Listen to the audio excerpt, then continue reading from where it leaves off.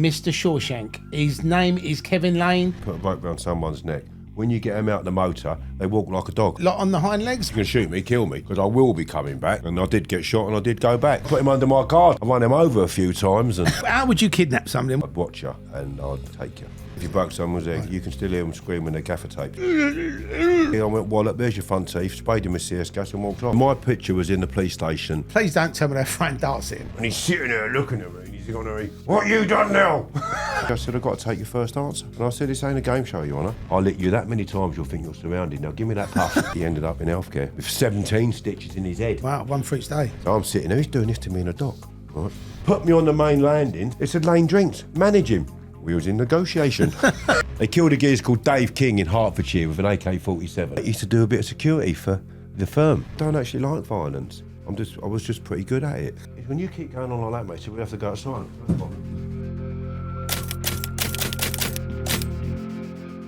I want to say a big thanks to all our sponsors.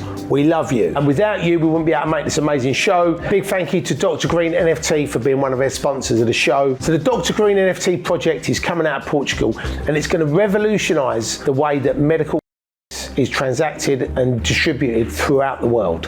Thank you so much to Unisystems Freight UK, this amazing freight forwarding company. If you've got anything you need sending overseas, make sure you get in touch with the Unisystems Freight boys. If you want to learn any more about any of our amazing sponsors, make sure you check out the links in the description below. Welcome back to the Criminal Connection podcast. My name's Terry Stone, and today we're joined with Mr. Shawshank. His name is Kevin Lane. If you haven't heard of him, you must be deaf, and if you haven't read about him, you must be blind. So, Kevin Lane, welcome to the Criminal Connection podcast. Thanks for coming on. Thank you. I know there's all, normally every podcast I've seen with you, it normally just says hitman, contract killer, but I actually thought Mr. Shawshank, it's just got a cool fucking ring to it. You're the first one to really said that, I think. Well, I like to be first. So what happened? Where did that come from, the Mr. Shawshank? Duncan Campbell and The Guardian. Right. So I wrote 10,000 letters whilst I was in prison in relation to getting out from fighting my case. I was wrongfully convicted. And they said to me, do you want a TV now? I said, no, I don't. And I just wrote letters I typed letters in the end. I had the old Olivetti to begin with. I went from the Olivetti to a word processor, and then that was it really. The campaign started from there, the War Office in my cell. Wow. And that's where Mr. Shawshank. So Shawshank came. Yeah. But it weren't just letters, so I would do an A to Z, and you'd enclosure 1, enclosure 2. And I was learnt the legal speak, which is quite a difficult thing to learn. It's a different language, isn't it, to what we're speaking now. And I was taught that by Robbie Hyland, a very dear friend of mine, wee Irishman. He taught me the legal speak as well as self-taught from reading all the paperwork, and off it went. So I'd have a DVD of news bulletins. I'd send that with enclosures and anything I thought was in particular of interest to someone like yourself. Right. And it went from there, really. Going back, obviously, from right to the beginning, where was you actually brought up? Was you sort of around Watford area or Harefield, Middlesex, near it. Okay. So I was born in a place called Harefield village. Nice village, lots of pubs. Nice village, like in the summer, lots of not tourists but pub crawlers. Family of 7. I've got a stepbrother. I don't see him because my dad remarried and he's dead now. My dad, but a little brother called Liam Cooper. So if you're out there, get in touch. So I'd love to see you. Mum was obviously single. I was working when I was a kid, a young kid that was. And that's where I came from, Harefield, yeah. I mean, what was it like growing up over there? I mean, rough as fuck. Right. Beautiful, but a lot of travellers in the time. People taking their tops off to fight the hardest man in here and all that old shit. I didn't get involved in none of that at all. None of it. I was boxing as a kid. What made you start boxing then? Was it just because you wanted to learn to put your hands out, or did you do it for self-defence, or just because you wanted to? My brother, really, he used to have to wear a Mr. Magoo crash helmet. He got run over by a bus and nearly died. He's got a load of plates. He run out from the back of a bus, and then he nearly died. Like I say, his helicopter lifted to hospital and that. So when he came back to school, when he had the crash helmet on, I was in the infants, as he was. He was only kids, like I say, babies. And I came out of class. So you used to get milk in the mornings, didn't you? Do you remember that? Yeah. Bottle of milk. Milk bottles. So we got milk bottles, yeah. No, but I didn't use that. But I've come out after the milk in the playground, and I've come round the corner of the building. My brother was getting ag off some of the kids for the crash helmet, and it just went from there. Really, I just fucking laid 2 of them in, and then from there. It's more like heartfelt, you know. If you see your brother, if you've got brothers and sisters. I think the problem is, and obviously a lot of people that are listening or watching to this podcast, obviously now's a different time. You know, people are a little bit more sensitive to what they say and what they do to people. You know, but when we grew up, you know, if you wasn't the right colour, or you were a different religion, or you had a disability, or you had anything that people could take the piss out of. I mean, even if you didn't, you had the piss taken out of you. Yeah. Like, it was relentless. Do you know what I mean? A knitted jumper that your mum knits you because you can't afford fucking decent clothes. But I used to get, the song they used to sing to me was Terry goes to Tesco's where he buys his best clothes. Da, da, da. that was sung to me, you know. And I see it called Starsky and Hutch because my mum knitted me jumpers like Starsky and Hutch. Big fucking cardigans with belts and buttons, but lovely, keep you warm. Yeah. But that, you know, but to people watching this, you know, lots of people wouldn't find that remotely funny. But obviously back then it was like, oh, look, there's a geezer with a fucking helmet on, let's take the piss out of him. Mr. Magoo. Do you know what I mean? So it started from there, and then my brother, he then's trying to prove himself a lot, which is, he took care of matters himself, you know, business himself when he got older. But as a kid, he had that chip on his block where, well, listen, I ain't got a crash helmet no more. So then he moved in with some traveller boys, 15, 14, hanging around with them. The top's coming off. So then the lads would say, oh, your brother's had it again, Kevin. So, oh, fucking hell, like, you know. So I'll say, listen, and it just goes from there, Terry, don't it? You know, and then I was 18, I was asked to work licensed premises on the door by a family in West London, well-known family. And then by the time I was 20, I had my own security firm, 120 blokes working for me, and I was 20. You know, and that's in the day when you had doorman, you needed doorman. Oh, proper doorman, yeah. Proper doorman. Yeah, and so... There was no SIA badges there. No. But it started coming in, though, in about 1986 or something like that, and I'd had the company in 88, I can't remember now, but... so then, I had that company to take me into camera security. So, but it was a stepping stone for me not to do doors. So I wasn't into I want the clubs and all the rest of it. But the next thing you know, 12 pubs, 6 clubs, full time. Was that all in West London? All over London. Right. All over London, even down to home counties and that. And then you got your emergency pubs who've had a kick off the night before. I had contracts with Taylor Walker, a few other pubs full time. So I brought in a system where if I had doorman located in, say, Ascot, who lived there, I'd contact the pubs in there and say, look, you pay me £50 a week, I can guarantee I can get men to you within half an hour of you phoning me. But you haven't got to pay for security every week, but you've got a phone call where you can have doorman. So it weren't like the strong arming, right? And it was professional. And breweries were paying me that. Well, people want to know if there's a fucking problem, they could pick the phone up. And normally, like I remember, because my boy's gone into promoting events, and we went to one of his events, like in the early days when he was 19, just show him some support, and it went off, and the fucking doorman ran away. Yeah, and you just sort of think, and I remember my missus actually said to me, she said, I can't believe the doorman ran away. She said, that would never happen in your day, would it? I said, no, there's no fucking chance.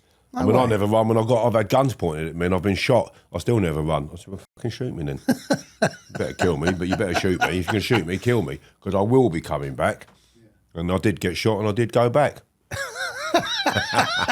But I'm not talking about that on camera. But you've got to be careful who you shoot, right? Because, you know, some people do come back, some people don't. Yeah, that's what I mean. Yeah, you shoot me, I will come back.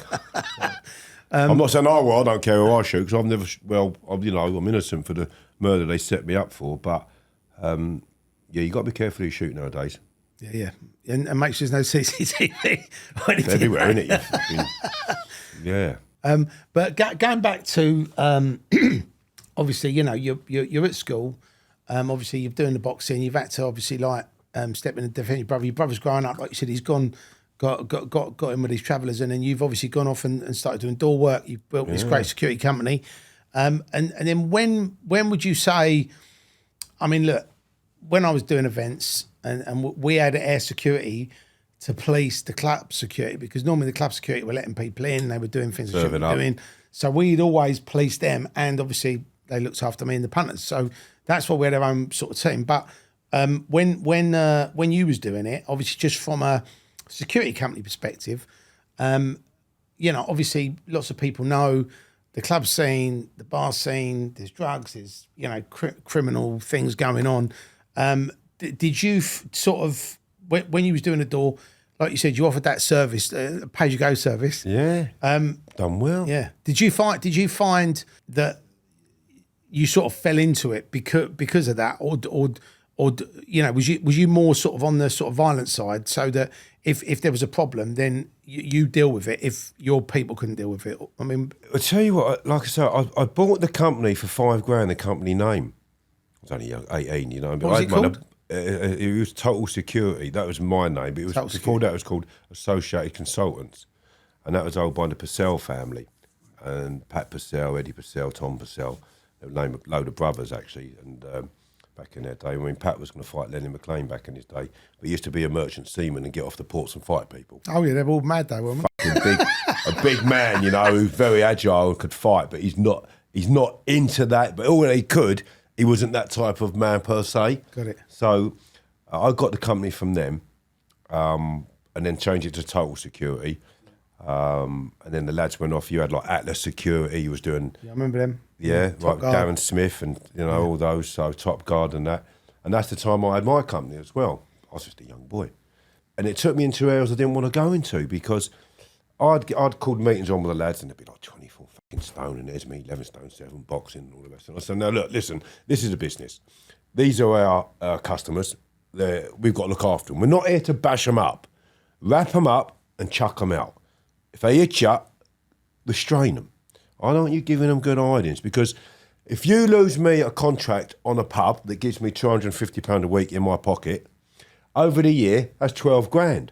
If I take 12 grand out of your pocket, you ain't going to be happy. Well, I ain't going to be happy if you take 12 grand off of me. So, and we had a good working relationship. I'd never had one nicking on my firm. Not one. And the boys sometimes got to get stuck in, ain't they, like they do. Fucking out to defend yourself, because you can't wrap up everybody, can you? Yeah. You just got to give them as good as they're giving you. But I had a great company, and then I had enough of it. Actually, I handed it over to someone, and I parked it up, because the camera security took off. I got banged up. And look where the camera security is now. So I was way before my time. Yeah. So when you first got banged up, was that for the murder film? Was that something else? That was for. That was for kidnapping. That was for kidnapping.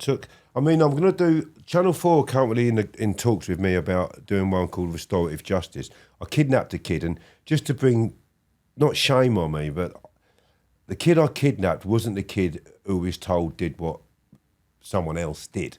But for his sake, when I've been on camera, I said, I kidnapped the wrong fella, to make myself look stupid, really, but I didn't kidnap the wrong fella. Rob here works with you. You've turned around and said Rob did what he did, all right? So I'll go and take Rob away. He's a bad man. Bad man! Want to get the boot of my car? So what happened was, these lads nicked some equipment off of a fellow I knew, and they went to the police.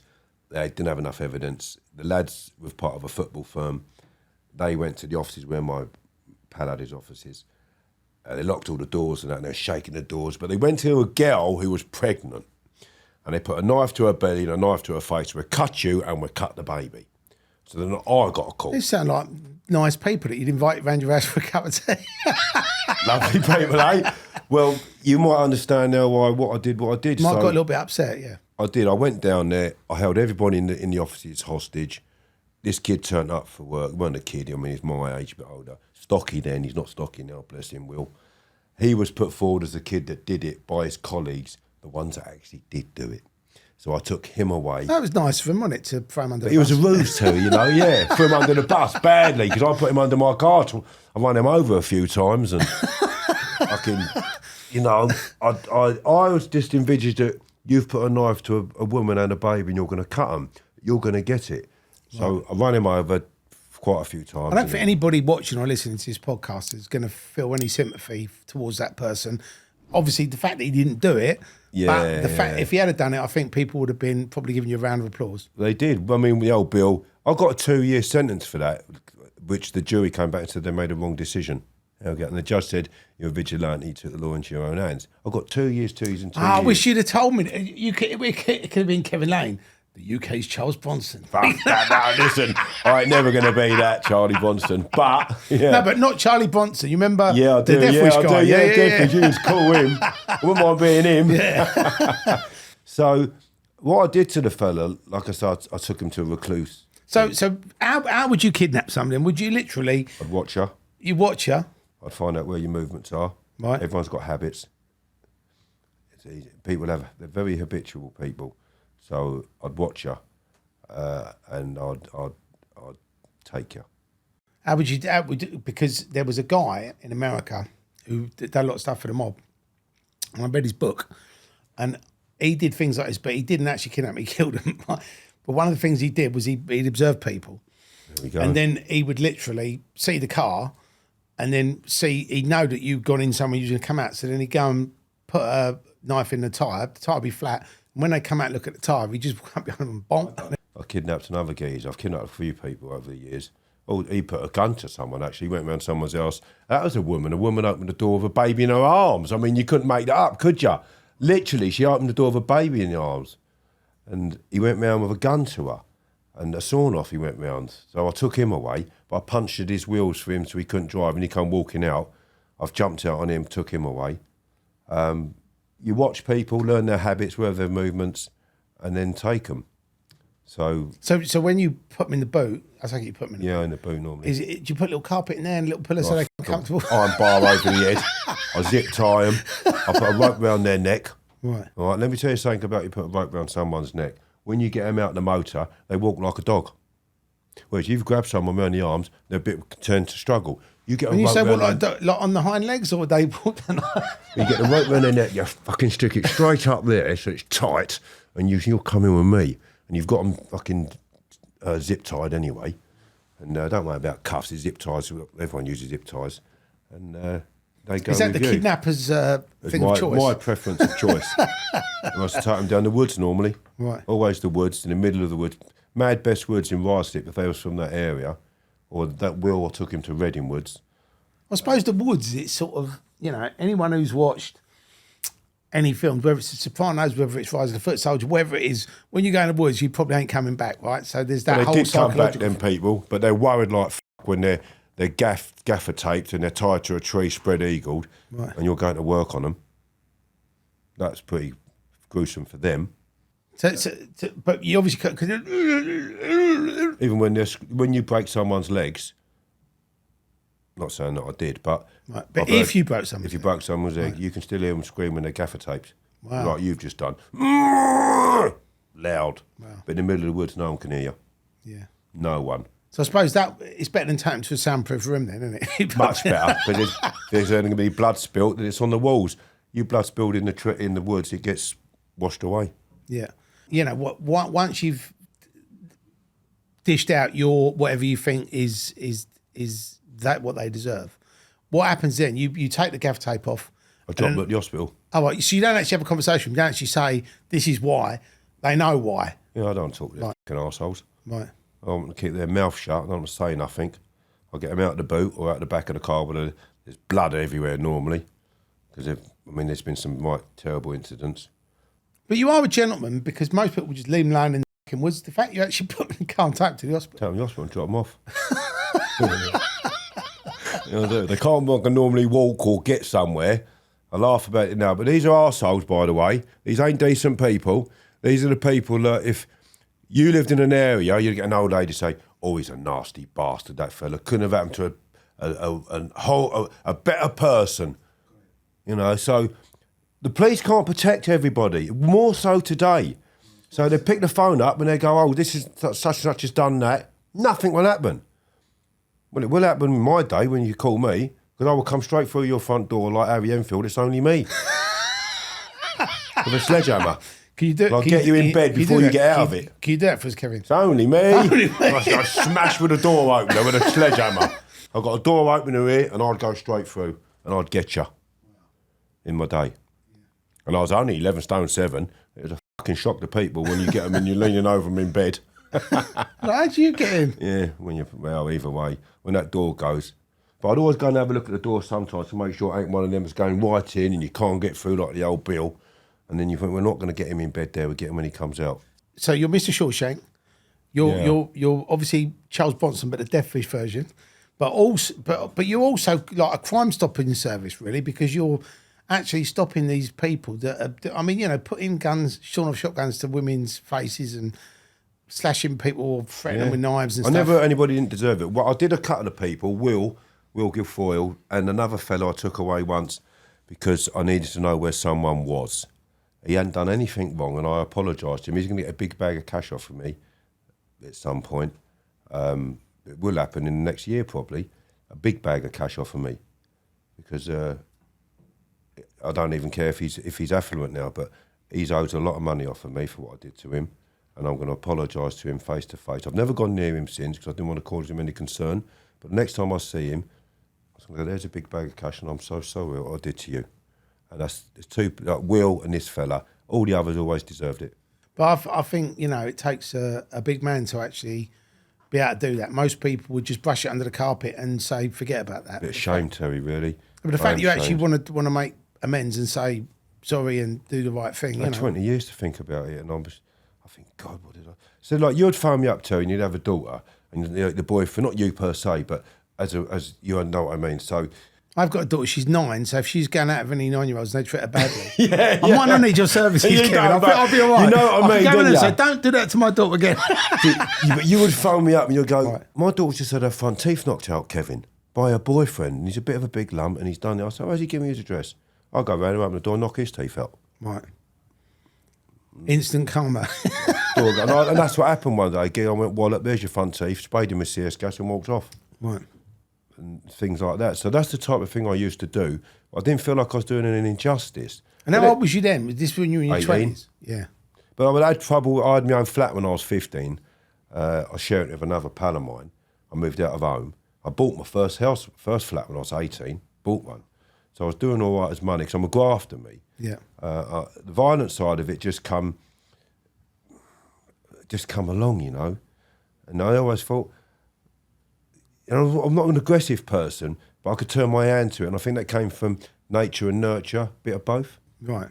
I thought, I'm having him doing that. Or at school, they say, "Oh, fucking leave them girls alone. Stop fucking," And it went from my brother to other areas. And so you've been. So I suppose really, a good way of describing you would be that you actually champion and defend the weak. And I did in the day, yeah. I did in the day. Or people, not people that are weak, but people that can't, if you're not from that world, you're not going to be able to deal with it. If someone walks around your house with a shotgun, you're not going to go, right, I know what to do with it. Most people have never had that happen to them. So, yeah, they haven't. Not a lot of people, but in the day, that's what it was like. And then, it's mad really because people meet me and they go, God, you never think, would you?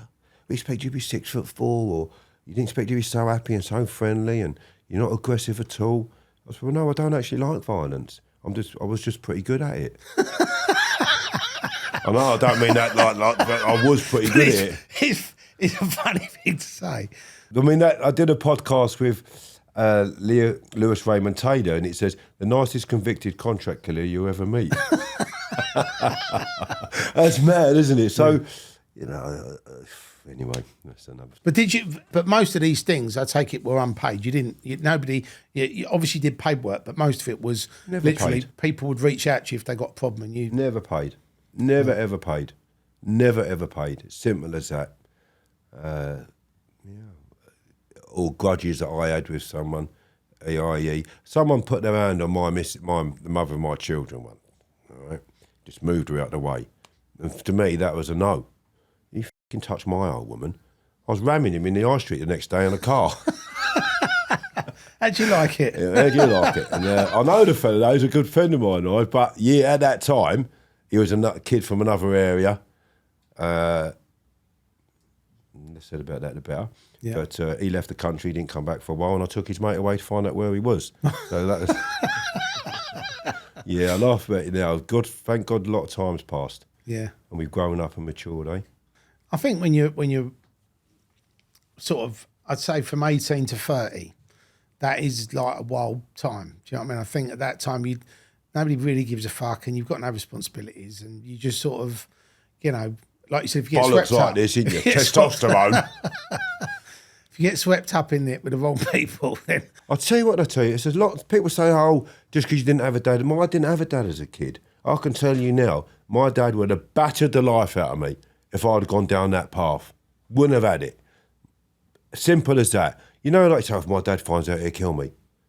Well, if my mum finds out, she's going to punch me. Well, ain't my dad, but my mum will go nuts. So but your dad wasn't around when you grew up? No. Did you ever get reconnected with him or not? Or? He died when he did when I was about 20, 21, and then I went to prison for a kidnapping, and then my dad died whilst I was in prison, so I didn't know. Right, wow. Yeah, so shame really. My dad was an alcoholic. He split up with my mum, turned to drink, and then died as a result. Yeah. How old was your dad when he died? 47. Yeah, mine was 56, and he's the same thing, like on the booze. And Sad, isn't it? maybe it was something in that sort of late 60s, early 70s. People were boozers, weren't they? Everyone drunk. Dad's Scottish. Right, okay. Fuck me. It goes hand in hand, don't it, on the old bleeding booze. So my dad was Scottish. But people like listen and watch this podcast won't remember this, right? And they probably won't even know. But you could get pissed out your head and fucking drive. There was no drink drive laws, right? And the old bill would pull you over and go, "Have you had a drink? Yeah, Yeah. Fucking drive slowly and get That's home." You know, right. there'd be none of this like breathalyzing you, That's taking your right. license away. We had used to get party sevens. Well, I didn't start drinking really until I was 21. But the party 7 days and exactly what you said. Leave the car here or drive a bit slower and that. We had a little bobby in the village. We had a little police station, which was like a little porter cabin. But we used to have SPG vans park in the village on a Friday and Saturday night for the turnouts to the pubs, the fighting. God, it's terrible. Funny, so although it was a fighting man's village, I remember growing up, and like I said, I had my flat and that, but I was working. By the time I was 15, I had my own flat. I was working in a chip shop. And Sunday laws came into operation, didn't they? And Ian Condom, he's now dead, God rest his soul. He was only 20 odd and he had his first chip shop. He put me in there to open it on a Sunday. So you're getting all the lads coming in drunk on a Sunday, and I'm in there serving up chips. But all the lads in the village knew me. And they don't start in here because like Kevin might be only 15, but he will have a fight with you. And if there's a few of you, just get the fat out the fucking pan. Right. And then I fight all of you. Because you can't beat this. But that was it. Fucking hell. Did you look after your mates though? If they come in, they got a little few extra fries, some scampi. Oh, you get a bit of chips and that. But I loved Ian so much who I worked for, I'd never steal from him. Right. Never steal from him. Yeah. And I didn't take the piss. What I did was you can get something at the end when it's left over. Yeah. And so like, if I'm loyal person, me, and I'm honourable. Yeah. So, and I'm glad of that really. I used to work at McDonald's and I always give my mates a few extra chips. Yeah, but that's a big corporate company, isn't it? Hey, if it was someone like your pal or someone you respected, you ain't never going to do that, are you? But it was only a few extra chips. It weren't like you were giving them an extra packet. It was just like, you top give them a up. big, look after them. Yeah, but I'd never say you can have a piece of fish or you can have that. I'll say at the end there'll be some left and you'll get it then. Yeah. Early shutting hours on a Sunday. I loved it and all. So when you did your first thing, and I mean, did you think you was going to get 2 years or did you think you was going to get longer? I got bail because the police got caught out lying. They changed the statements of the witness saying it looks like him, but it's not him. They said, yeah, it looks like him, it's him. When it came out in court, one of the witnesses said, the police phoned me up at home, said, can you meet us at the end of the road? And when we got in the back of the car, showed Kevin's photograph, told us his name was Kevin, blah, blah, blah, asked me to make a statement. I got immediate bail. I'd been on with my mum for 6 months. So why was that, Kevin? Was it at the time? Would you sort of become a person of interest to the police? Well, I'd had the security company by then, and I had by then, I was a person of interest simply because of young, you had the security company. People talk, and obviously, if you've got a security company, you've got 120 fellas working for you. All of a sudden, you're not running a security company. You've got a firm, and then all of a sudden, it's like. I remember when I got nicked. It said. Security boss Kevin Lane. I thought, well, hold on a minute, I'm a kid really still, I'm a young man. So that put me in the sky. And I used to wear suits then, Terry. Sounds cool. They've done it, security boss. Yeah, I know, Kevin buddy. Lane. But I had suits. I wasn't. I'm wearing jeans and that today. That's because I've been busy today. But I've been elsewhere. But I liked suits. I liked it. I had enough money to buy suits as a young kid. I could walk in a pub and buy everybody a drink. It was. Do you know what though? Again, for people that are watching, listening to this, like in the 70s and the 80s, like if you had a fucking whistle, you were a person that fucking was having it. You know what I mean? It But was I sort of didn't know anything about that, Terry. But wasn't that why you bought a suit? Because you thought, actually, I want to fucking look at the bollocks because it does make you feel. I good thought you when meant you're like with being a gangster. So, No. Just yeah, literally I like was dressing smart. up. You fucking got Loved the it. tie. You know the Loved little it. tie clip, the little hanky. you know. Yeah, loved all of that. I'd go down Burton's, buy a suit with my wages and stuff like that. Absolutely loved it. So I wanted to go to Burton's, but I had to go to Mr. Byright. I couldn't afford Burton's. Oh, you can now, though, can't you, eh? I should take you to my tailor. Mind you, you have to buy 10 at a time with him, and he's the number one bespoke tailor in the world. Oh, really? Yeah, he goes 250 grand to hire him to fly him out to the Saudi family. Wow. He's proper, like Donato Ligori. I got 2 suits off him, 25 grand. Fucking, but there's only 15 suits in the world made out of the material that I've got. So, yeah. But What did you go for? Was it cashmere or was it something else? I don't even know. I just know it was a nice suit. Because someone actually said to me they had this beautiful suit on. It was like a winter suit, and I said that's a fucking lovely suit. And I touched it. I went, "What is that made of?" And he said it was cashmere. And I was It's like, wow. live. Material is still live. They don't think because it's come off an animal it's dead, but the material can still become live. So when you get certain suits cleaned like those ones, you got to have them done in the special dry cleaners. It costs money.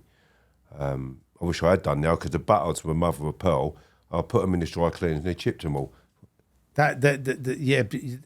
So I only know this because my mate's a tailor, and he said that if you ever take them, always make sure they wrap the buttons because otherwise they do get fucked up. Chipped. I'm gutted. I still ain't got them changed because they're mother of pearl. I thought I'll let them think it's style. Yeah. Anyway, so you asked me a question earlier about the kidnapping. So, Right.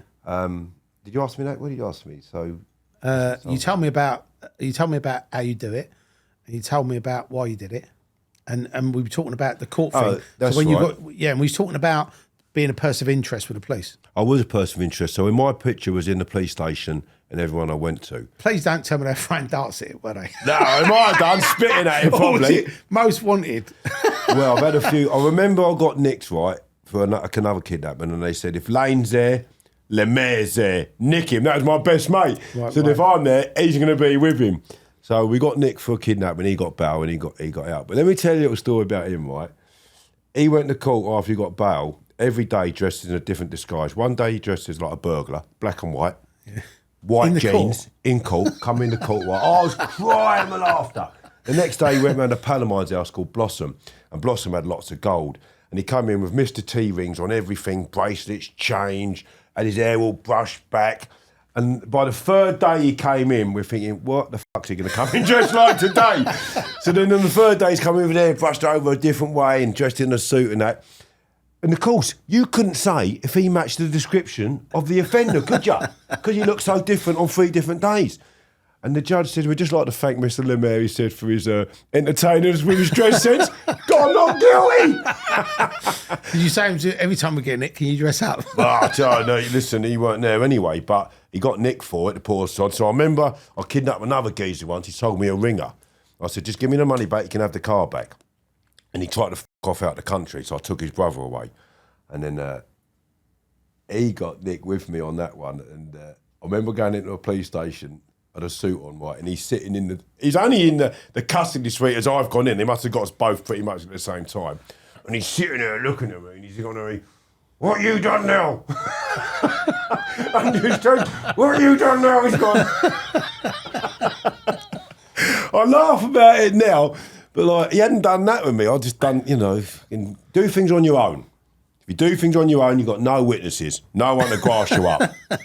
That's my motto. That's your piece of advice for anybody Do it on your listening own. or watching in this that's criminally minded. Do it on your own. Don't go work with no one. Go on your own. I always work on my own. Simple as that. You don't need 2 people to take one person away. So that thing when you got your case, and I take it from what you've said, you kind of felt a little bit like you was getting fitted up on this kidnap thing when you got the 2 years. I did, yeah, because they didn't really recognise you, and like you said, they've sort of spoke to them and said, "Oh, look, here's the guy." it's exactly what they done. And did your brief or barrister or whatever not bring that up? Or He did. All right. And what did they? What was? I got bail immediately. Right. And I went back to court. I had 2 trials, hung jury. I went back a second time. There'd been a shooting the night before I got guilty, fun enough.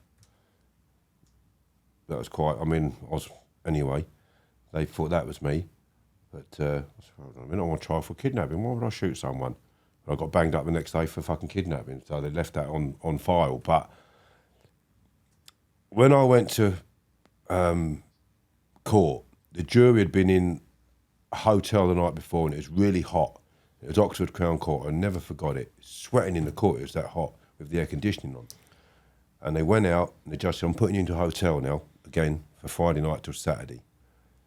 They went out, they came back in no time at all. I was downstairs with the barrister. We got called back up, guilty. We'd gone downstairs again to confer with the barrister. Called back up again, the jury came back with a note. Said, we've made a wrong decision. Oh, fucking hell. The judge said, I've got to take your first answer. And I said, this ain't a game show, Your Honour. That's what I said to him. I said, ain't a game show. And he like, Your Honour, and he's looked at me. Did he have a bit of foresight about him? Bit of foresight, yeah, good game. So then 2 birds were crying in the jury room, in the jury, and was like shaking their head, and some blokes were shaking their head. And he said, we've made a wrong decision. So he said, look, I know there's going to be immediate bail application. There's going to be, obviously, a retrial. I went downstairs and said, no, don't bother. I'm happy with the 2 years. I was expecting to get 8 for what I'd done. He went 2, 2, 2 and 2 to run concurrently. I thought, fucking touch.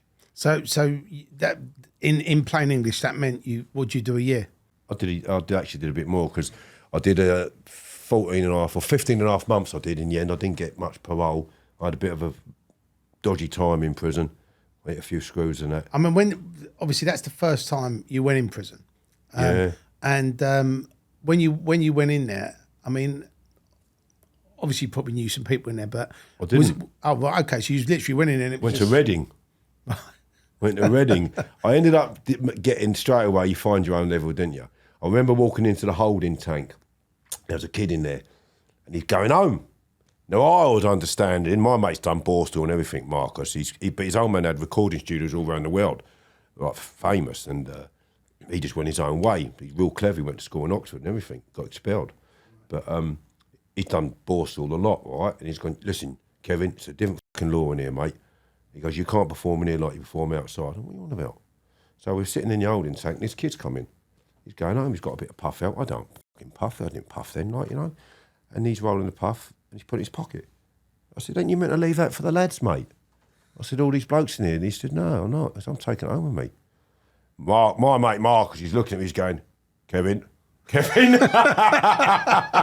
bloke's walking out the holding tank too. He's gone into another holding tank next door, right? And I'm out the chair and I've gone back into him. I've gone round to him and I've gone, we see you, I says. I'll lick you that many times you'll think you're surrounded. Now give me that puff. He's giving me the puff. I went back in, I goes, my mate puffed. I went, there you go, give it to him.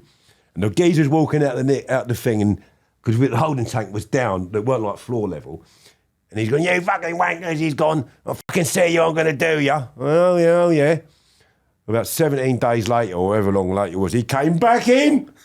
It's a short period of time anyway, he came back in. But it was the 17, that's what I got wrong. He came back in a short period later, and within no time at all, mate, he ended up in healthcare with 17 stitches in his head.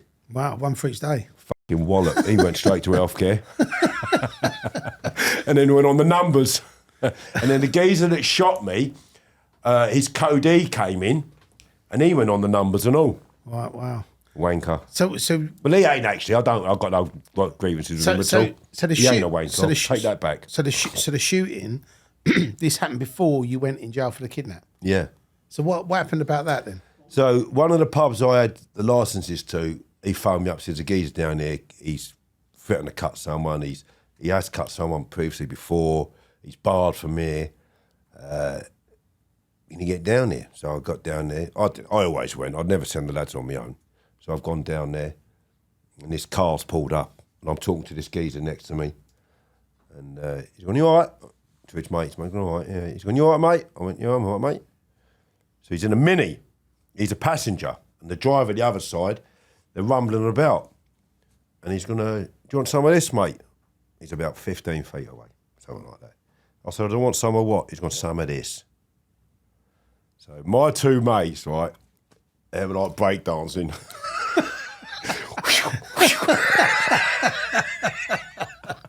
And I'm like, what are you going to do with that then? I swear to God, this is, and listen, and they take the piss out of me now, my pals. Right? And I said, what are you going to do with that then, mate? He went, I'm going to kill you. I went, well, go on then. He went, wallop, bang. As I've gone What like was it, that, a shotgun? Shotgun, yeah. Right. So I've gone like that. And I felt all blinky eyes. I felt like stars in my eyes. I felt all this blood pouring down my face. I thought, I'm alive. And I've looked at him to go again, and he's gone like that again. So then I thought, well, I'm not going to get shot again. So I've gone like, he's drove off, took his mate, got him in the car, took him places with us, got a few addresses to find out where this kid might be, who actually did the shooting. Then the kid handed himself into the police. Now, what he don't tell people is this. He handed himself into the police, and the gun, they got the gun. You got statements from landlords, witnesses, naming him. I go home.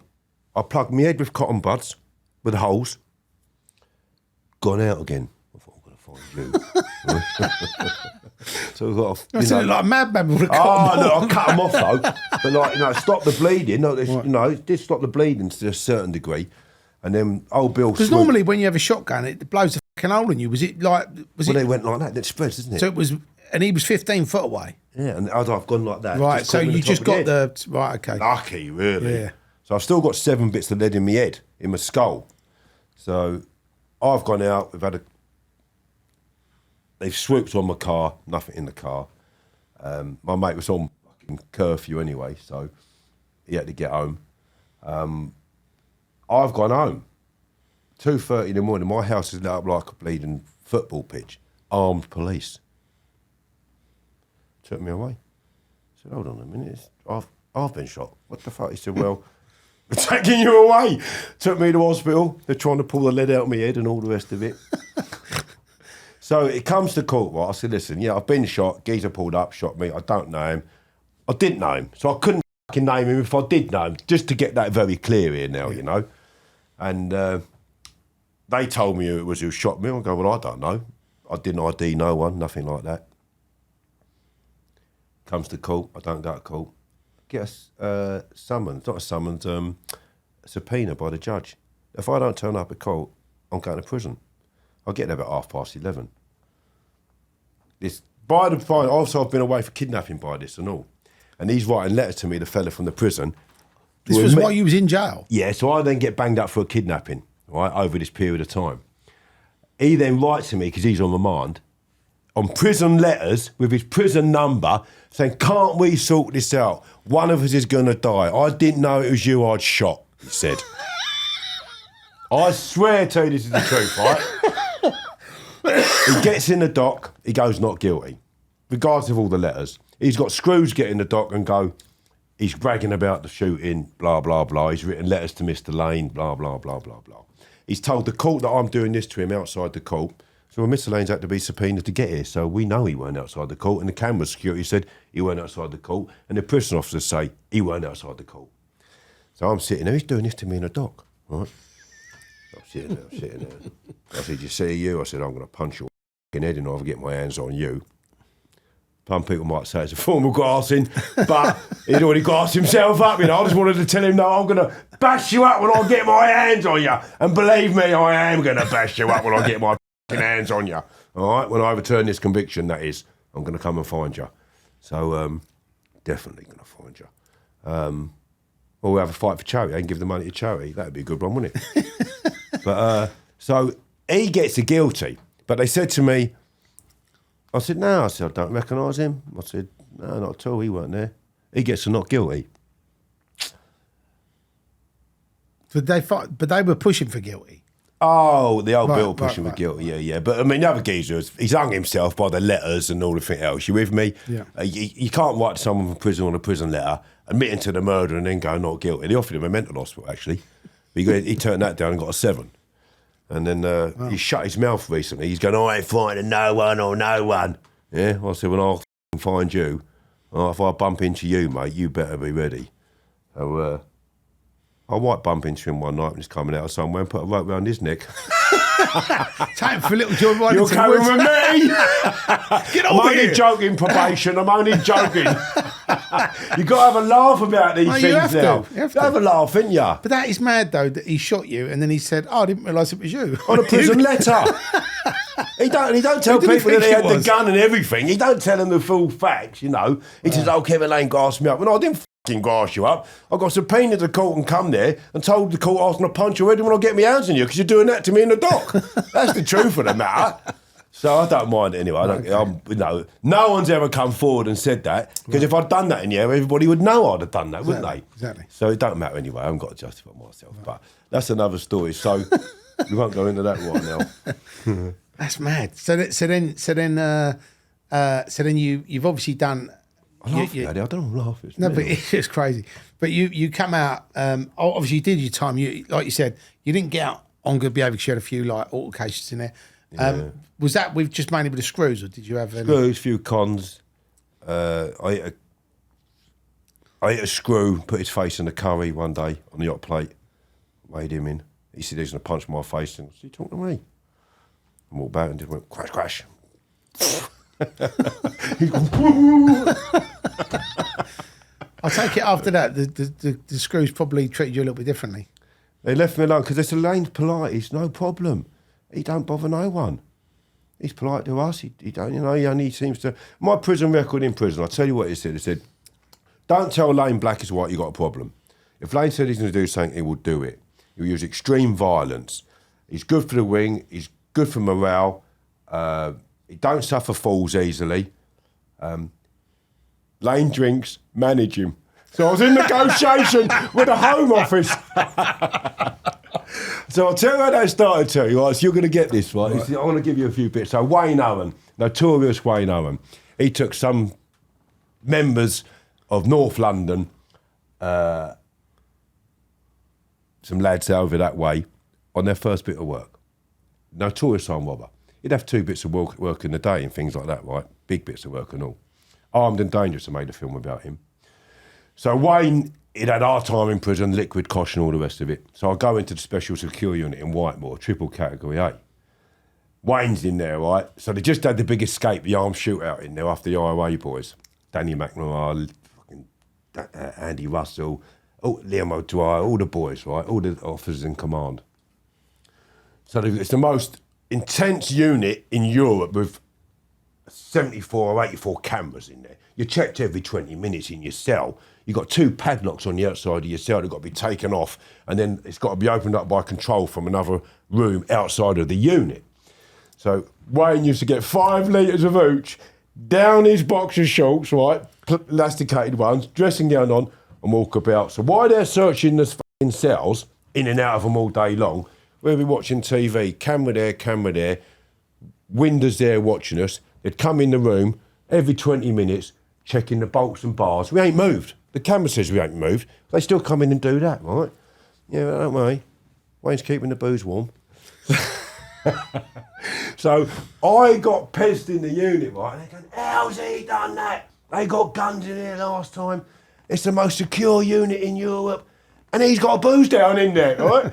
So then when I came out they couldn't control me in the unit, so I was always in the box, which is it's a concrete box, so it's like a concrete cell with no bed.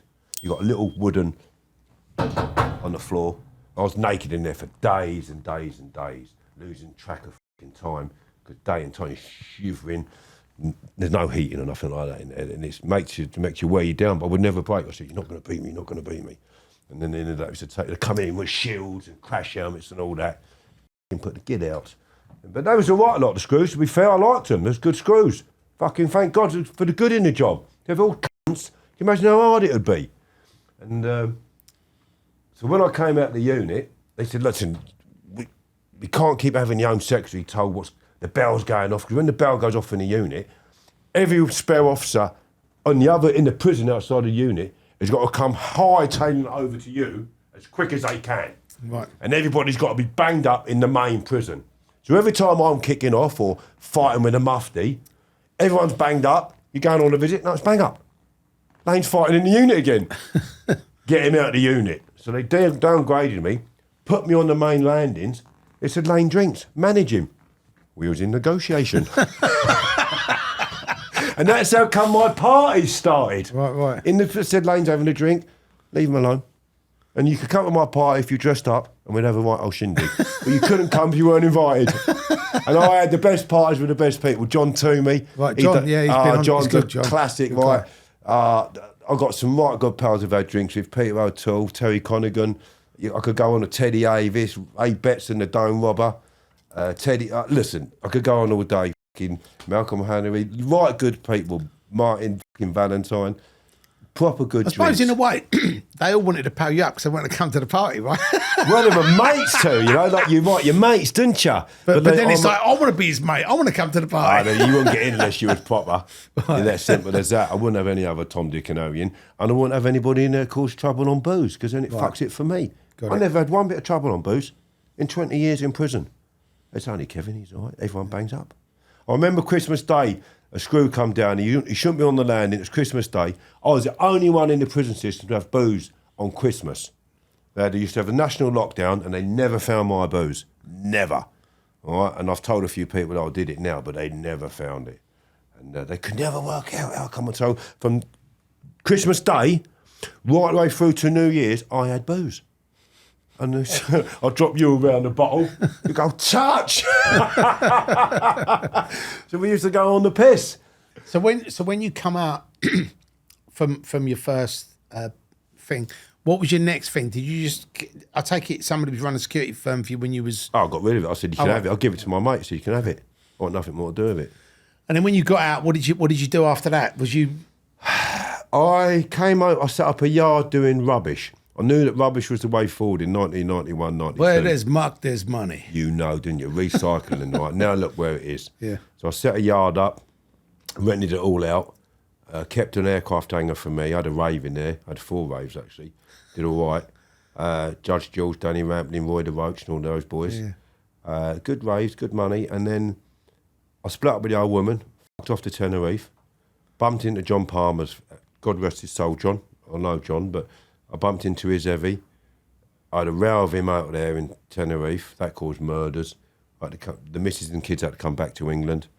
Because I split up with her, but she come out to Tenerife then with the kids. We've actually developed a movie about John Palmer. Have you? Yeah. Because I thought that was such a great story. Fucking great. John, a lot of things that happened with John, just, you know, Terry, he weren't aware of. Like, he got the bird for the timeshares because if you're the CEO of the company, you're responsible. That's why he got the bird. Right. But there were 17 people that wouldn't take their money back. And he offered them all their money back. But he went to prison for that. But when I went to Spain, I fell out of his heavy. And his heavy was a great big lump, fucking big barrel chest, great big arms. And he threatened me. Was that the Middle Eastern fella? No, it weren't. It's Tony, his fella's name was. And it weren't the other one, Dennis New. He's dead now, Dennis New. He was running it then. But Tony had just come out of prison for counterfeit money. He was a scouser, this Tony. And there's some drugs being mentioned. I was living on the Gulf du Sur. And in a steakhouse, I was having a meal with the kids and the missus. And the staff were talking about drugs. I said, oi, what's going on here? This is a Gulf du Sur. Complained to the manager. And this big Tony came over with a fella called Eric Bristow, as it happens. He was tall like Eric Bristow, but not that one. Did he have his darts with him or not? Yeah, I'd have phoned him actually. So I'm kicking off about this. It's not good enough. I said, talking about drugs around what, kids and that. And this big Tony said, you want to calm down, mate? I said, it's got fuck all to do with you. You want to stay out of it. I looked at it like that. I was like 11 stone 7. I was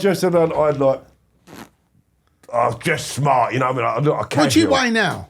14. Yeah, because you don't look 11 stone 7 now. No, 14 stone now. About 13, 12, I suppose. Something like that. I'm carrying a little bit because I ain't trained for... Well, I have trained a little bit, but not a lot. Christmas on the piss and that. But I'm normally pretty strict. So he's looked at me and then when you keep going on like that, mate, so we have to go outside. No problem. And he stood up and went, crash, fucking, when they weighed him in, and then they carried him out, and the next thing, I got the whole fucking John Palmer's firm looking for me. She's come back to England. I've gone on a meet. I said, right, tell him we'll have it again. How does he want to have it? He said, he can't, he's in fucking hospital. He's got to go back to England on convalescence. But when he was being carried out, he said, when I come out now, I'm going to kill you. Ooh, fucking hell. I come away from England to get away from all this. So she came back to England. I stayed out there for about 3 weeks. It does sound like it follows you around, mate. It does follow you, because I used to look young and I used to look harmless, and then they go, where did that come from? He can actually hold his hands up quite well, and he ain't fighting it. I fight one or I fight 11 blokes, but I'll come back for all of you when I get a good hiding. It's only happened to me twice, and I went back and got them. And I had a good account of myself anyway before they give me a good hiding. They weren't like beating me on the floor. Someone had to stop me, keep getting up and fighting, got me in the car and took me home. Well, that was on one incident. But and that was nothing to do with me. Fucking hell, I was only getting a burger. And they started on my brother. They started on my brother because they thought he was with someone else. And next thing, it's off. So, yeah, I was giving a... digress there anyway, we digress. But you was in Tenerife, and then that all got sorted out. I went on a meet. He came back to England. I thought, I'm not staying out here for this shit. The Guardia police come to look for me with machine guns. They cordoned off the road in the Gulf du Sur. I drove through the cordon with the missus and the 2 kids. Well, they was looking for a single bloke, weren't they? Not a bloke with 2 kids. Did you? I was going to say, did you have some like Harry Potter glasses? Listen, I definitely changed where I looked. Because I had blood all over me. Right. I was washing myself in the pool outside to get the blood off me. I thought you'd got one of them T-shirts. I love Tenerife. No, I don't love it no more. So then I've gone through the cordon. I then had to stay in different addresses. They were looking for me. I'm looking for them. And that was it, really. I came back. I had to get a false ID to come out, just an exit visa. Come back to England. I thought I'm going to get arrested at the airport. And then I came back to England. I went and then got nicked for the murder. Because that's obviously what made you, everybody sort of knows about that story. So what actually happened then? Because obviously, I've heard you talk about it, but I mean, obviously, for people that maybe don't know the story, I know you've written this book, Fitted Up and Fighting Back. If you haven't seen it, or you may have seen it, but you might not have read it. So if you've seen it and you haven't read it, buy it. Where can I get it? You can only get that on Amazon in a minute. I'm going to be a product soon. So the company that are going to be looking after me, they look after 3 governments around the world in their media, and they're getting the books printed in China now. So. So you have it in Chinese as well? Chinese and all. Well, I sell it all around the world on Amazon. Amazing. But Amazon do order to print, Waterstones do, but we're out of stock now. It's like 2,000 books are gone. Wow. 4.5 on Amazon, but that's where you can get it from Amazon. Okay, so that's where you need to go to get the Fitted Up and Fighting Back Fitted Up book. and Fighting Back. But what actually happened then on that thing? Because you've always come back from Tenerife, and then did you just literally get picked up, or? No, I came back from Tenerife September. The murder happened in October. 2 fellas committed the murder. I can't mention the names no more because they say I'm in danger in their life for being supergrasses. Okay. But they've now been ostracised in prison pretty much a lot. It's come out, obviously the book's out.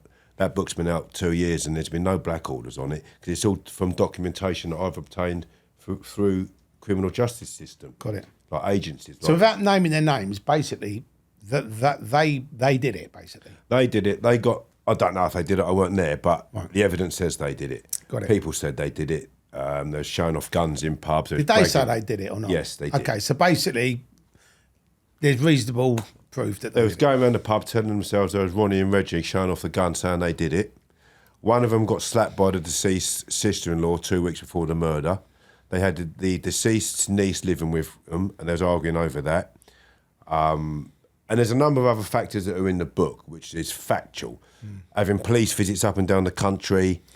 And they discussed, the confidential chats are in the book, where one of them says, I want to discuss a deal with the police where my charges are dropped and I will give information about this murder and a number of other murders that Kevin Lane committed. Lovely. So as soon as he turned around and said that, they go, "Oh, lovely. They're unsolved murders. We clean the books up here, as they do." Yeah. They had their charges. One was released, and then one was kept in prisons up and down the country having police visits. I didn't know at the time, but the IRA boy said, "Your code's no good, Kevin." I said, "I don't fucking know him. I don't know what I'm doing here." I said, "I don't know why he ain't here with me then." And they said, "He should be with you here now, Kevin, not being kept up and down the country. Why are they moving him around, Kevin? It's not right." And then years later, I get his confidential chats where he says, "I want to assist the police with this inquiry. I'll tell them about other murders, how he did it and how much was paid." Wow. Wow. And to them, they think, we've won the lottery here now. And then, of course, it's in the book. Ralph Fiennes used to look after the Quay twins. My co-defendant had Ralph Fiennes' solicitor. Ralph Fiennes' solicitor used to look after Kenny Collins, the Hatton Garden burglar. Yeah. Me and Kenny are good pals. Kenny told me, he said, Ralph Fiennes told me on a visit that the deal had been done, that you was going to prison and your Cody was getting out halfway submissions. He said, "I couldn't come back and tell you that at the time because you thought you might have a chance. I come back and told you that your Cody was getting acquitted according to my solicitor." I thought, "Oh, fucking great then. He said, "I couldn't tell you the deal had been done." Wow. He said, "Just in case, You Anyway. probably, in hindsight, would you prefer he just fucking told you? Yeah, because I'd have weighed in my Cody in the dock as soon as I'd seen him. Right. And I'd have asked questions, why weren't I getting the evidence? There seems to be evidence in this that's missing. But what was the murder actually over? Why did they kill him? I don't know. Oh, right, He was a face. Right, okay, got it. So it was a gang thing. Gang, look, his mum got slapped by the sister-in-law of the gentleman who got killed 2 weeks before because they took her daughter in. So there's a feud. Got it. I don't know if that's why he got killed, but he was a face in the area who was used to becoming partners with you if you wanted to in your businesses and so on and so forth. So he wasn't. So it wasn't just like some innocent guy walking down the road that got murdered for no reason. No, it's a tough cookie. Right. He could have a row. And he was a very capable man. But that's all in the book now. So he got murdered, Robert McGill, and then I've took the fall for it. And then when they nicked you, was it just that murder, or was there Other murders? Right. Okay. So they basically said, "Oh, we got all these murders, that you've allegedly Threw the book committed." at me. Right. Wow. I thought, we have cleaned up here now. That's unsolved. That's unsolved. There was 3 police forces waiting to dock arrest me if I got not guilty. How about that? And then since I got recalled to prison, I found out that I was recalled wrongfully. The probation officers were falsely reporting on me. So after you've done your life sentence, you've come out, they've got you back in again. Got me back in after 4.5 years of being out, falsely reported on me. And when I was in there, they investigating me for another murder, interviewing people. Now, I know the person that was chased, or I believe I know, a lot of people believe they know, who was chased from the scene of the murder 2 weeks before the murder. He don't look like me, but the ID fits, the CD fits from the witnesses. They're identical to the person that was chased away from that scene.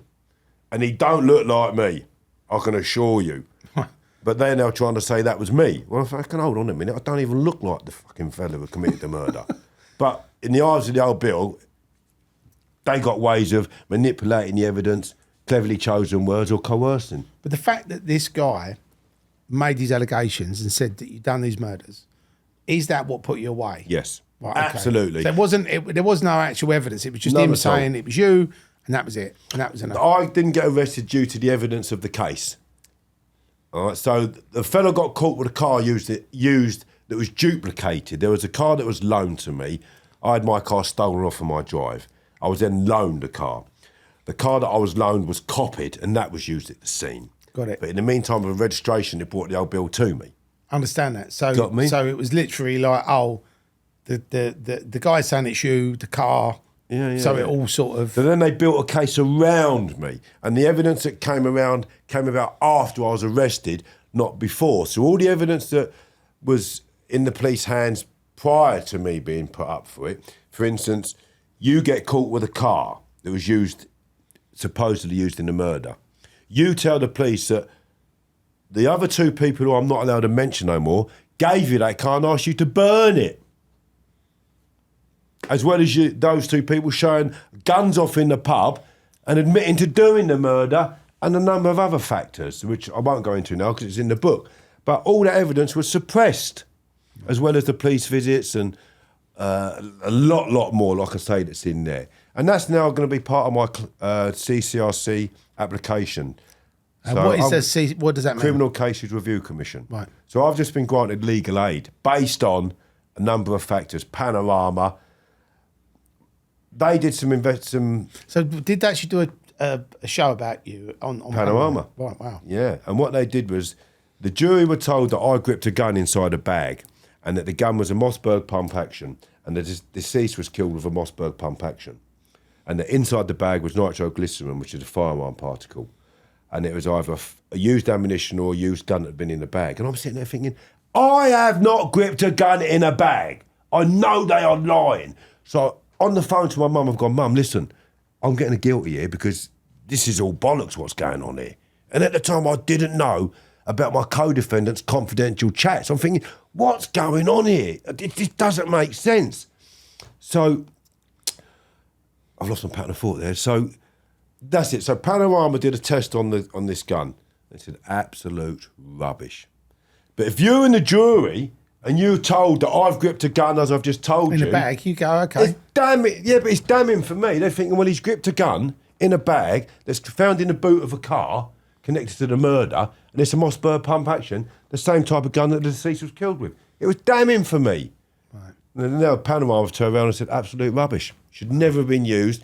And the gentleman who gave evidence for the Crown wasn't even qualified to do so. Wow. Fitted me up, got me a guilty. And then, of course, them old two arseholes walked free. Wow. And then went on to commit another murder. And now they're flying through the prison system at a great pace of knots. They got recommended sentences, 30s and 25s. Wow. They killed a geezer called Dave King in Hertfordshire with an AK-47. Why do I know that name? He used to look after, of course you know, right? He used to do a bit of security for the firm. Right. Right, Dave King. Anyway, and he fell out of a few people, but they shot him out coming outside of the gym. So they got 25 and 30 years respectively. Did they kill him? Yeah. Wow. Went back to court. They were kept in the unit for 14 months. They went back to court, 2 close court hearings. They went back to court again for appeal, got 5 years off and 3 years off. So he got reduced to 25 and 22 years. Now, a recommended sentence means that you will serve at least that before we look to send you home. One's been coming home on home leaves, apparently, for a while now, and the other one's in the CCAT, DCAT going now. Wow. That is unheard of. And everybody in the system's going, what the fuck? Well, this ain't right. I'll take it. They're obviously Ostracised. singing. Singing like they've put a lot of people away, Terry, Right. and they've put a lot of people in the prison system. They've kept them cat A's as a result of the information they've got. People in the prison system now going, I bought guns off of him, and my missus got caught with the guns. It was only him who knew about it. Gary Nelson, who got shot for PC, got done for killing PC Dunn. Yeah. Right. I had a row with Gary Nelson in prison over them. He's still in though, isn't he? Yeah. I thought, well, I'm going to bash you up to show you, to show that fucking arsehole that you cannot be protected by him because he's godparents to his kids. Right. I thought, well, we'll soon sort that out. So, and that sent a shock up his arse. I'm thinking, oh my, because then they come away for the murder that I've just told you about, shooting David King, and they're in the unit. They're going, you can't send me to Whitemore. Kevin Lane's there on the phone to a solicitor. You got right at the Home Office, keep me apart, the big tough gangsters. Yeah. And then they get in other prisons that I can't go to because they're there, giving it Johnny Big Potatoes, giving out gold watches, and he had a few quid at the time. But of course now, Gary Nelson, I've heard, I don't know how true this is, of course, so it's only hearsay, but it's only his mother and one other person knew where the bag was that they found buried in the churchyard or wherever. And that person is a fella that put me away.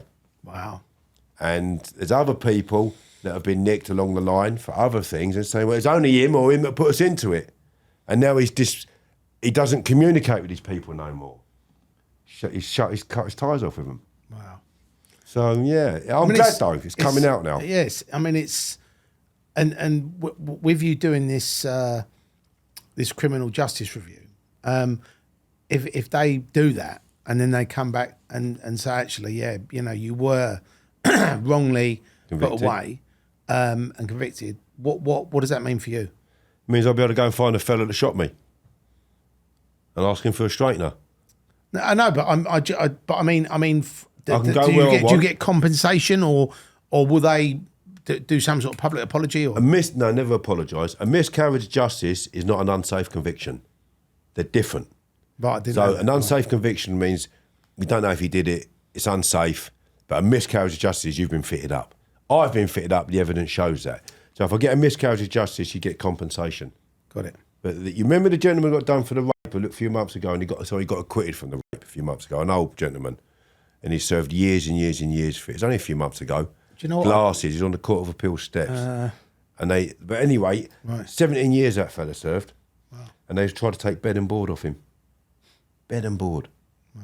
So it's £1 million they capped it for 10 years and over, and under that it's about £500,000. So I'm a good money earner, me. I've always been a great money earner. So, like the camera securities now, the clamping, that's all gone to camera security. I was into the metal before that, buying and selling houses. I was a good money getter, and I've lost all of that. Either way, I mean, it can't compensate me, but I look upon it, you can't get better, you got to look and go forward. Yeah. Otherwise it will ruin you. And I don't want it to ruin me. So And when you went in jail, right? When you got convicted, and did you get a 20-year rec? Well, the judge turned around. I said, how long have I got to do? He said, take him down, take him down. I didn't know the difference between a recommendation then and a tariff. A tariff means you can go home on your tariff, or you can start going home before if you get into a DCAT.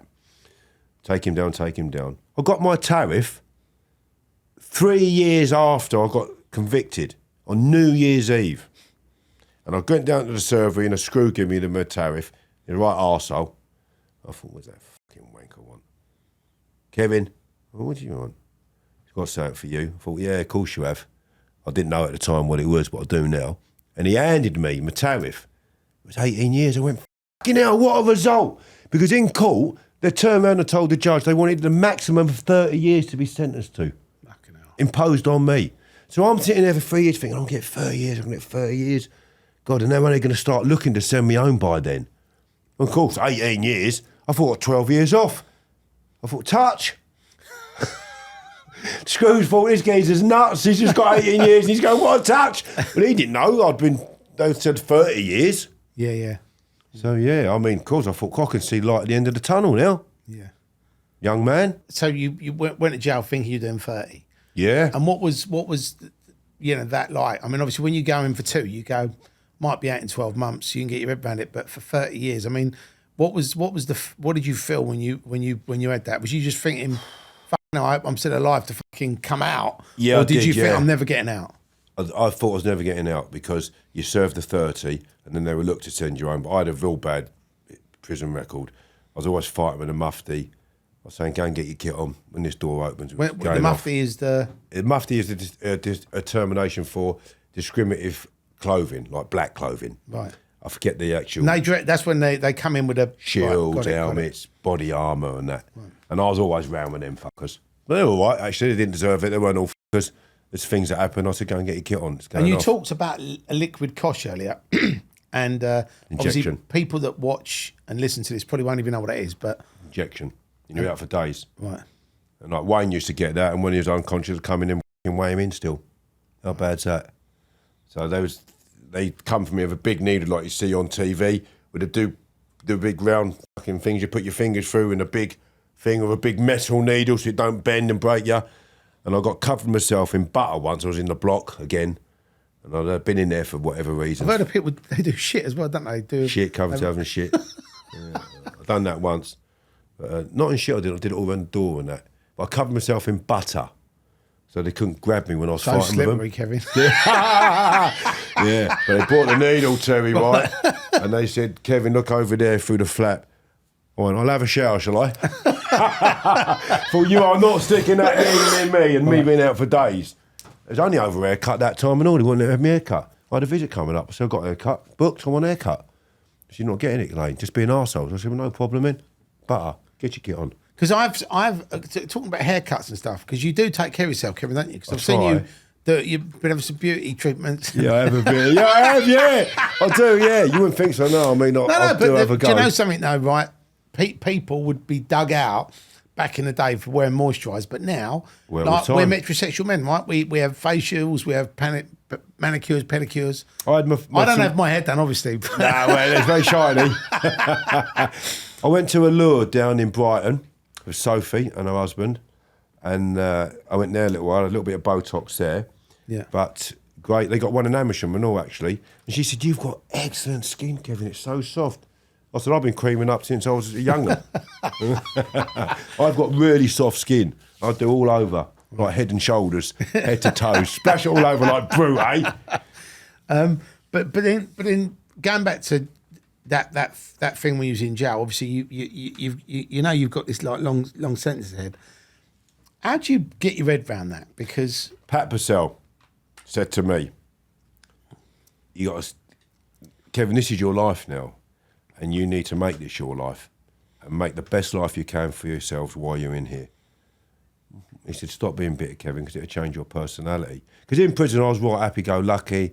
You know, I talked to anybody, as long as they was nice fellas. You know, they had no badness about them in terms of, you know, they weren't some right nasty bastards in prison, believe me, who were looking for victims all the time, whether they want sexual, monetary, bullying, canteen, whatever. And I'm just a happy person, Terry, you know. I mean, despite about the violence side of things and that, which I'll talk about it here now, but you meet me outside of here, anyone who meets me will go, "You'd never believe that of you, Kevin, because you just don't talk violence when you're out. You just have a laugh and stuff." But most people who can do it and can have it, they don't have to tell people, are they, or act like that. It's normally just bullies that do that. I don't, me. Yeah. Not at all. And, it's podcasts here, so you're talking about it, but I hand out food, charity work. I've been doing charity work for 2 years, not for any other reason, because I want to. I give food to the homeless, and I got around, and I don't get into 9 o'clock at night sometimes. Spare food that's left from the round, I take to other people who are needy in other areas. Why? Because I see this smile on kids' faces and say, "Is Kevin coming tonight?" If I don't go, oh God, because that means they're going to have a shit week indoors. They're not going to have biscuits and stuff like that. That's me. And when you was in prison, what was sort of, obviously 20 years or 18 years is a fucking long time, right? I'll tell you how I got out. So on my prison record said Lane is never going to be released till he's very old or dead. That's what it said on my record. And I remember I had Danny McAllister, prison governor. He was the prison director at the time. He was waiting outside my cell in Frankland. And some paperwork was sent to my solicitor from an anonymous source. But this paperwork come from the police files. So you'll like this, Terry. This is really good. I'm glad you asked this question. He goes, "Kevin, is that right what I've heard about this paperwork?" Because the Guardian did a big article on it. I said, "Yeah, it is, Danny. It's right." I like Danny McAllister because he used to give it to the Scrooge if they'd up. He was a proper man's man, big Scottish man he was. Right, gentleman. And I mean that. And don't care about what people say about Scrooge. Thank God for the good and the governors of the good. Yeah. Honestly, and I really mean that. And he said, "I've come to tell you I've put something in place in relation to your category A." And I'm thinking, oh God, what does that mean? Does it mean I'm going to be going back up to AAA because, I've just come off, I was 10.5 years high risk. I was 2.5 years AAA. I think, God, I'm not going back up because they're saying I've organised to get this paperwork out of the police files from within prison. Anyway, a few days later, or however long it was, I was downgraded to B Cat and chucked out the prison system. And I went through the prison system at a great pace of knots. Bang, bang, bang, got me out because they didn't want me in prison for it to come up on appeal. But the paperwork that was sent to my solicitor, we went straight to the Court of Appeal. We circumvented the Criminal Cases Review Commission. We made a special application. And the High Court said, "Right, we're not interested in what you have to say, police officers from Hertfordshire Police, who was tasked with investigating the case." So the police force that found me guilty or prosecuted me were then tasked with investigating this paperwork. Well, it should have been an independent firm. What did they do? They hired retired police officers to come out of retirement to conduct the investigation, who went into the files where this paperwork was, 20 days after them going into these files, they went back to the Crown Prosecution Service and said, there's a conflict of interest. We know the officers involved in this case who we're investigating. Well, hold on a minute. Didn't you know that before you was tasked with, before you come back here now? But by then, they've been in the boxes, haven't they? Right. Yeah. But nonetheless, I got released as a result. And I'm here now to go back to the Court of Appeal. So how long did you actually do in total? 20. Wow. And then I've done 24 in total. Fucking hell. Yeah, because I got recalled and that, So, but, I'm out now. I live a good life. Although it's difficult. My restrictions are hard because people take the piss all the time, going like that to me. And especially when it comes to money. And that's very difficult. Especially when you work hard. I go to work. My police records, the intelligence on Lane said, Lane goes to work. That's what he says. Lane goes to work. And I've had a few of them. He said, he does nothing, goes to work. And I'm proud of that. I love work. Yeah. So I've got some implications in terms of my life sentence and the licence on me. Because you have a life licence, don't you? Yeah, I can go out the country for work. People pick the phone up and phone up on me all the time, but I keep a strict diary of where I've been, where I am. That phone, my phone, probation know about that phone. It's a tracker, really, isn't it? I've had a tracker on my car. I bought what is it? It was an AMG E350 convertible, fully loaded. And I thought, I come home from prison, went to work. A year after being home from prison, I bought this car. And there was a tracker on it. And I went into Mercedes at Brooklands. They said, there's a tracker on your car. I went, good, leave it on.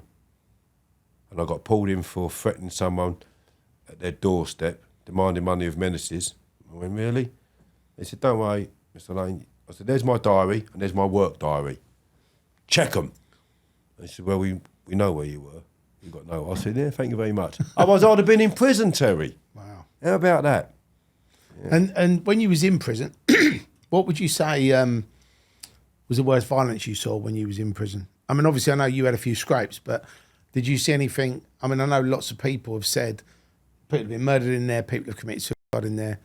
There's been some sort of bad stuff happening. And I suppose being in there that amount of time, you probably saw quite a bit. It's mad to say you become accustomed to it. The worst thing I see, I've seen this numerous of times, so it's the same sort of stuff that happens, but the worst thing I see was a kid who was getting out on a Monday and he was alleged to have moved someone's food bag in a freezer, like the big, you can put a body in there, can't you? Fucking them big ones. And it was a terrorist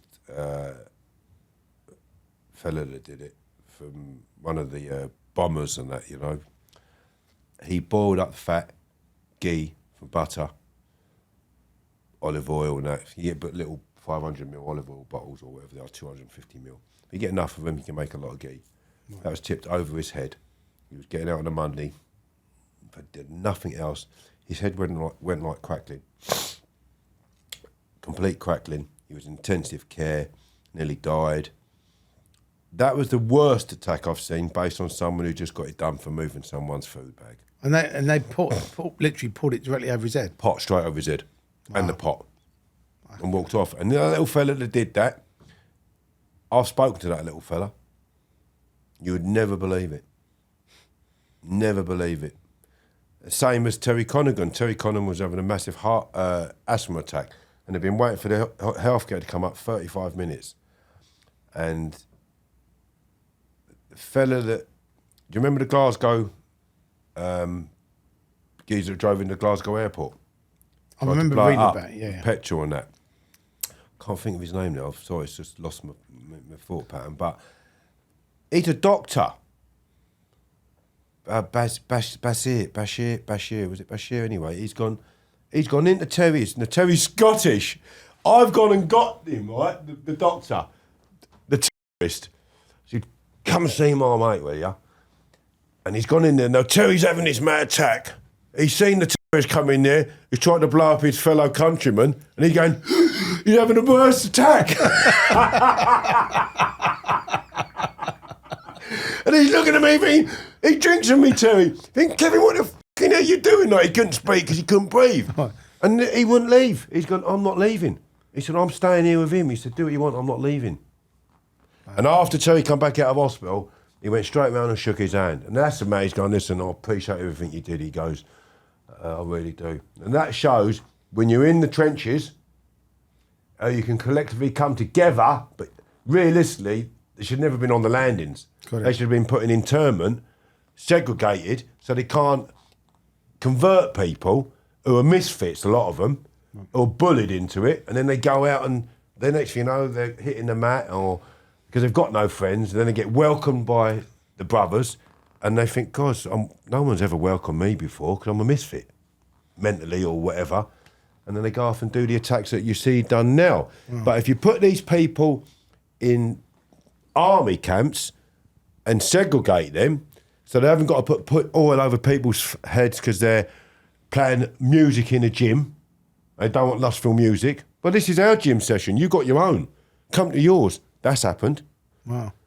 Big problems. So really, like when you're in jail, like it doesn't even have to be a major thing. It could be just like a silly little minor thing, like you said, like moving someone's bag or bump into someone. Right. Bump into someone's having a bad day. Fuck, what's the matter with you? What's the fucking matter with me? You fucking bumped into me. Oh, fuck off. Yeah. Get your tools. I never carried a tool in prison. Never. Just have gelatinite and dynamite. Take your pick because you're going to sleep. And that was it. I'll give a couple of people tools once. So one geese said, I can't fight you. I said, no problem, I'll go and get you a tool. Give him a tool, so we'll have a round now and then. And the geezer come for me with a knife once. I took that off him, smashed his head in. Fucking he went to healthcare. I take it, did you give him the knife back? Well, no, actually, I didn't stick it in him, no. But he just got a good hiding. And then he learnt the error of his ways. And that was nothing to do with me, really. He was bullying someone. And, you know, when you can have a row, you'll have a lot of friends. A lot of friends. But if you've got a big heart and you think, well, I don't like what you're doing to that person, leave them alone. You're a sucker. Because then you've got 120 inmates in that wing, depending on the size of the wing. Well, not all of them, of course, but there's a lot of people in there that get hard times. That's why my record said Lane don't suffer fools easily. He's good for the morale on the wing, and he's good, you know. But believe me, there's other people like that as well, not just me. But a lot of lads switched their heads on and realised then that they got to duck their nut because they will never be going home. Well, me, I didn't. I just thought, I'm not having it. I don't know when I'm ever going home. But then I realised after about 10 and a half years that I would be never going home if I continued on that path.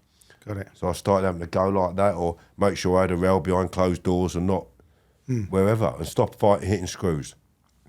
And since you've been out and you look back over your life and obviously the times you spent in jail, if you had your time again, would you change anything? I would change some things. I wouldn't. Saying that, would I have not wanted to go to prison for 20 years? Well, of course I wouldn't have. I would have liked to have changed that, but would I have ended up dead or in prison anyway? Probably. So you think just the life you was and the path you was on, it's inevitable something would have happened at some point where... Life shuffles the cards and we have to play. The best hand we got.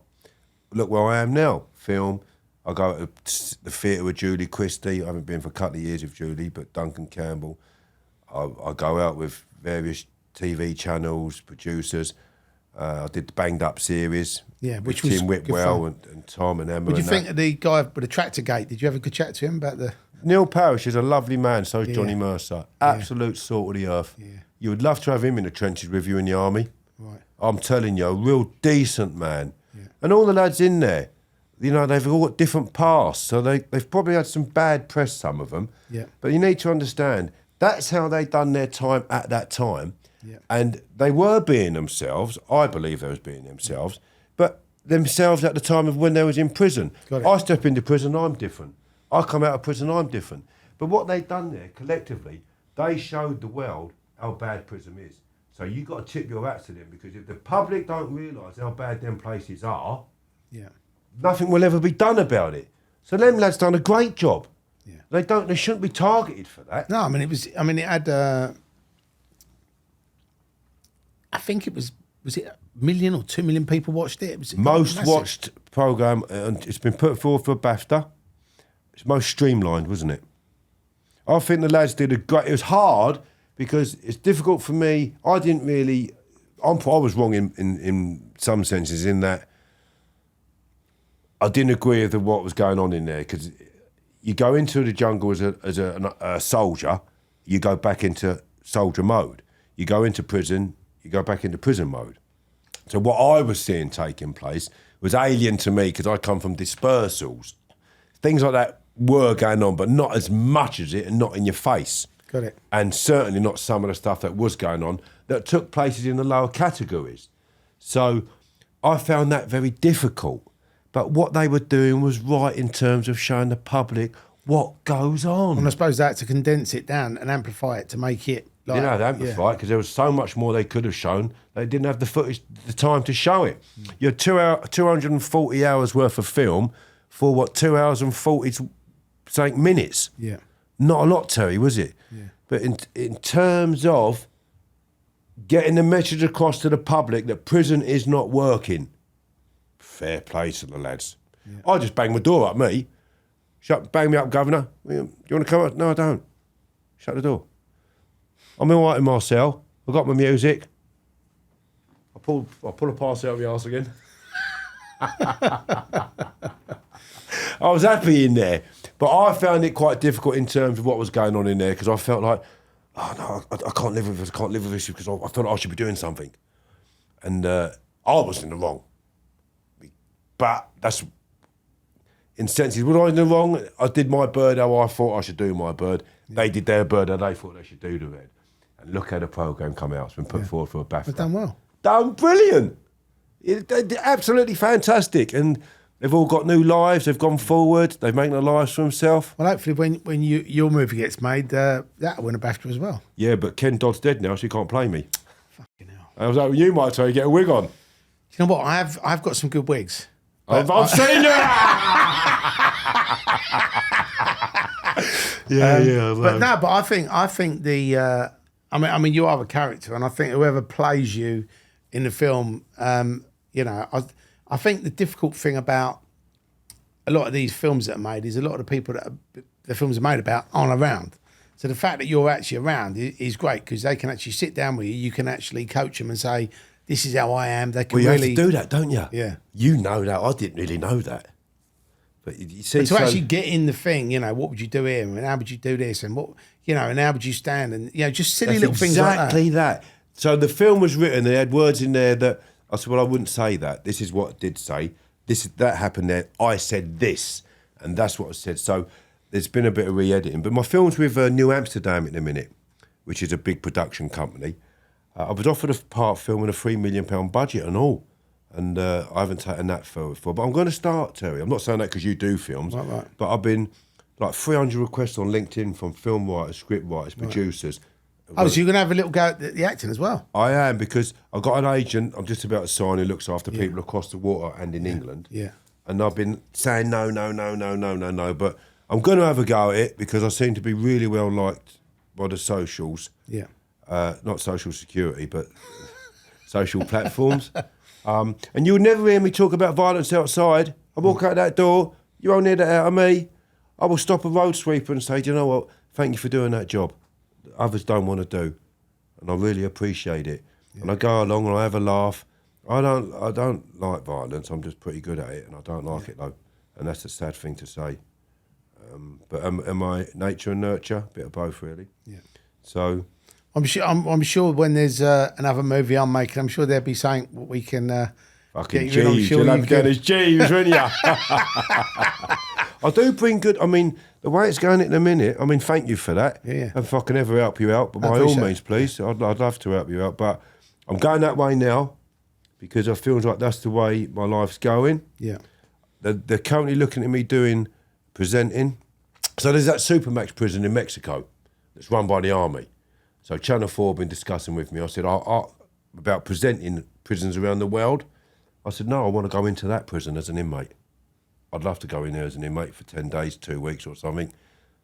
I'll get on fine in there, do not worry about me. Because one thing I understand is other inmates, and they will look at me and I will look at them. If I went in to say like Raphael, he went in and took his trainers off there. Do you know what I would have done in that instance?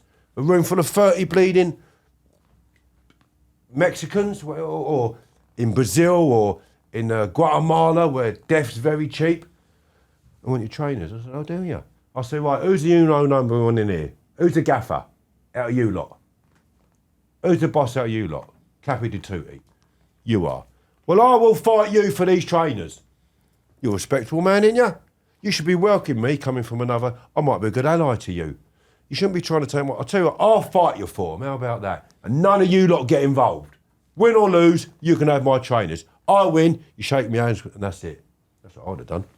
But you ain't taking my trainers without a fight. Yeah. So anyway, I've asked to go into there if it ever comes That's off. a word of warning. If you see Kevin Morton down the road, do not try and take his trainers. No, yeah, all my sweets. But I'd like to do that. Right. Go in there. Because I know I'd get on with them. I shake their hands, they can look in my eyes and they can see I've got no harm to them. Yeah. But I won't suffer their bollocks. If they put a knife out, well, let's get it on. But, that, I don't know if that would happen. But I would like to do that. But further to that, they're on about writing something like the Krypton Factor, but a prison one. So I'm going to be hosting as well. Yeah. And there's been discussions like certain people, I ain't going to mention their names, but the three people they've mentioned are all A-list.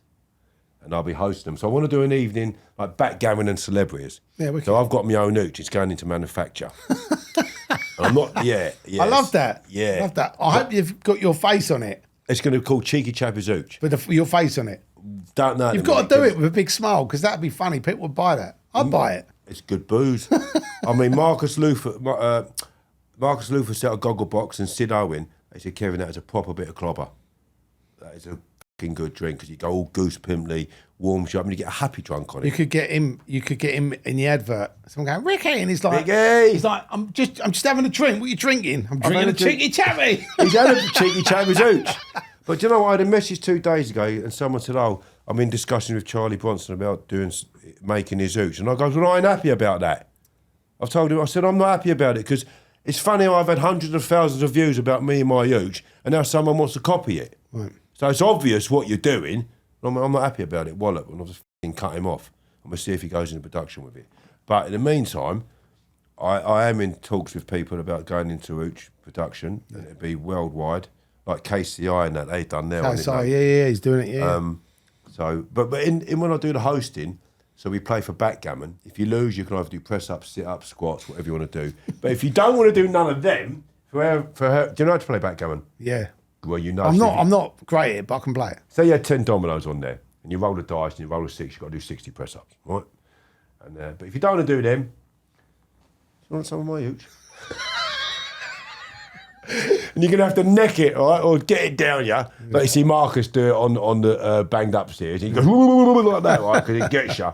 But then you have 3 glasses of that, you are on your way. So your advice is to do the press-ups? Do the press-ups, yeah, no, add the booze and do the press-ups anyway. But what would happen would be 4 of us. So I'd play you, say there, but it's not going to be no criminals on there. It's going to be all celebrities. Yeah. But they don't want me to go down the crime way, which is good. So you'd move round. So the winner stays on. I'd sit here and play. Someone else would sit here and play. If you lose, it's ooch or press-ups. You can imagine, like, say Adele comes on there, for instance, all right? She loves a drink. She's a right laugh. And she would have a drink. See, it'd be entertaining. Yeah. And it's that type of thing I want to do. Wicked. Different lifestyle, different thing. Well, I'm glad you've been inspired to do these different things and also doing like Banged Up and doing your book and going out in the public domain, doing these podcasts. You know, it's obviously put you on everyone's radar. So, restorative justice is the big one I'm going to do, Terry. And that people need to look at that and do that. I'm going to meet a fellow I kidnapped, little Will Guilfoyle, smashing fella. I ruined his life for many years. Fucking ruined his life, honestly. And he's such a nice fella. And I spoke to him today, Will. Well, messaged him. I'm going to be seeing him soon. So they're on about doing restorative justice and us meeting up at the end of where it took place and things like that and showing how people can come together. I think people need to see their victims more so than copying people's work and being nodding dogs in a class with a prison officer that's only done the course 3 weeks ago and he's only been in the job 2 months. Literally, that happened to me once. Yeah. And the person hated me. give me a bad report. And I had to do the same course a few years later. But restorative justice, I think it's an excellent program, and they should do that more. Meet your victims, because if you've got a heart inside your body there, and it's a good heart, that will change you. Yeah. It bloody changed me. I felt so humbled and ashamed of what I'd done again. And I'm looking to do that, and that's it. That's being discussed in the moment quite heavily. What was your New Year's resolutions? Did you have any? I didn't make one. I was drunk with Kenny Collins in Belfast. I didn't make one. Yeah. So my new resolution is to just be a better person. I'm going to say that now. Yeah. That's what's come to my head. Continue being a better person and improve on that. Brilliant. That's what I want to do. Well, Kevin, I've enjoyed you coming on. I've enjoyed us having a bit of a banter and going over your life. And I definitely feel like this has been different to all the other podcasts you've done. Yeah, I've loved which is good, because obviously you don't just want to do the same old thing, because it would become boring. But I think you've got so many great stories, and hearing some of the stories today, I think all our sort of audience will definitely resonate with it.